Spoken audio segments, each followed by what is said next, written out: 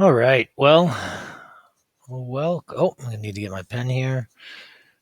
Welcome to week 3 of our mythology class.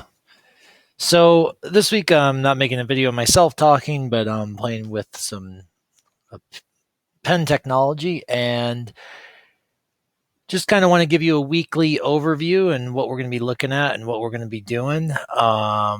So basically, as you sort through the course content, you will see that you have a reading assignment this week, and the reading assignment is going to be page in our text 39 to 82. That's number one. Number two, you're going to have another documentary movie on kind of just the Greek god and goddesses in general. And then we are going to be starting to look at a pretty complicated idea that we're going to be working on the rest of the semester. That's the idea of an archetype. And so, let's see if we can fix that up here. The idea of an archetype, like I said, is a pretty significant idea in Greek mythology, at least the modern day study of Greek mythology. And so let's just spend a few minutes talking about this idea, and then I'll turn you over to the course content and you can go ahead and get started. So the idea of an archetype is it's something that's universal to all humans and it's across cultures. And so I'm going to give you kind of the formal definition. I dug around some different formal definitions, and kind of a simple one they'll give you, and then I'll explain a little bit, is this. It's a consistently recurring symbol or motif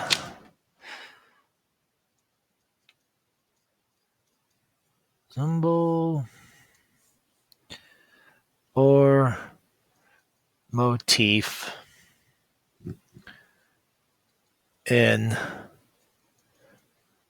literature, painting, or mythology. Okay, so let's break that down a little bit and talk about, what's the function of an archetype and why is it useful and why do we care about it in our study of mythology here. And so I'm going to erase all this stuff and we'll talk about archetypes a little bit more. You can always pause that video if you want to look at that definition again. You can also look on Wikipedia. I pulled it right off. That last definition was partially from Wikipedia, but the idea of an archetype here is that the term archetype comes from a early psychologist called Carl Jung. And Carl Jung spent a lot of time looking at mythology, and he said, there's all these things in Greek myths that totally relate to us today. And so, we look at the history of Greek mythology, and, we go back and we know that Hesiod and Homer were writing way back here and, starting to publish and write 700-800 BCE. And then, we go all the way up to, let's say, 0. And now we're all the way up here in the 2000s. And we look at Greek mythology and we say, how can we look at a character that they're talking about way back here, some human experience, and how does that have relevance to us here today? And that's a big question. And so when Carl Jung was sitting there and he was asking himself this question, he said, well, there seems to be this common human experience that transcends both time and culture. So if you have time plus culture, he said, these things transcend those. So archetypes go above and beyond time and culture, because time and culture, we have all sorts of values within our culture today that we know if we look back to 1950s America, we wouldn't have the same values that we have today. Some of them would be the same, but some of them would have shifted and would change. And then if we were to look 50 or 100 years into the future, there's going to be change. This is the natural uh, give and take in the flux of society and culture. It's always been that way. So the when Carl Jung was looking at this, he said, these things seem to transcend time and culture, and they seem to be kind of separate from time and culture, existing in their own raw common human experience up here. And so some of you might be thinking, well, yeah, what do you mean? What are some of these?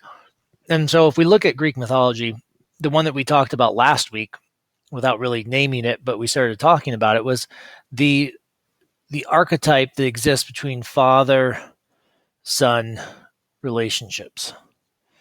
And so I don't really think that it matters. Parenting is obviously different culture to culture, but Carl Jung would argue, and I think that Greek mythology illustrates this, and if we look at almost any other literature, painting, music, that there's at least any of those that examine father-son relationships, that there seems to be a core human experience in this relationship between a father and a son, that it really doesn't matter when or where you are living, it's there. And it might take on different forms and different motifs, but the love a father has for a son, or the love the son has for a father, along with the animosity and the struggle that exists between those two as the son grows up and matures into a young man, is a pretty powerful human experience that seems to have had a lot of root. That what the Greeks were experiencing thousands of years ago is pretty common and pretty similar to what we're experiencing today. And father-son relationships we mentioned because, as we know, when we look at Zeus and Kronos, and before Kronos, we look at Kronos as the son. Actually, I've got this backwards here. Let's change this. So we have as far as the father-son goes, over here, we've got the son as Zeus, and over here we have Kronos. And then before that, we had the son was Kronos, and we had Uranus. And there was obviously tension between these folks. And so this goes back, at least according to some of the ideas about Greek mythology, is that there's a natural tension between fathers and sons, and that a son has to overthrow his father before he can take control. So Zeus had to X out Kronos before he could be king, just like Kronos before him had to overthrow Uranus before he could be king. And the idea is here is that this notion is it's not really necessarily that a father has to be overthrown, but that a young man who's coming into his full manhood has to create full autonomy and separation from his father. And I think you can look at all father-son relationships through all time, and there's some continuity of experience. Does that mean every father-son relationship is the same? No, no, no. Does it mean that every single son's struggle for autonomy is going to be the same? No. I mean, I think we all know some fathers and sons who have gotten into fistfights while during the stage of their life, where in most cases it's probably just a little added tension. But the idea here is that, coming back to our main idea of an archetype, is that when we read Greek literature that's thousands of years old, we can learn about our common human experience that once again transcends time and culture, so that the Greeks are actually giving us something all the way back here that makes sense to us today. And that's why the whole notion of mythology can be so powerful and informative of who we are today. So have fun with the material this week. Let me know if you have any questions, and I look forward to seeing what you guys are learning. All right. Thanks.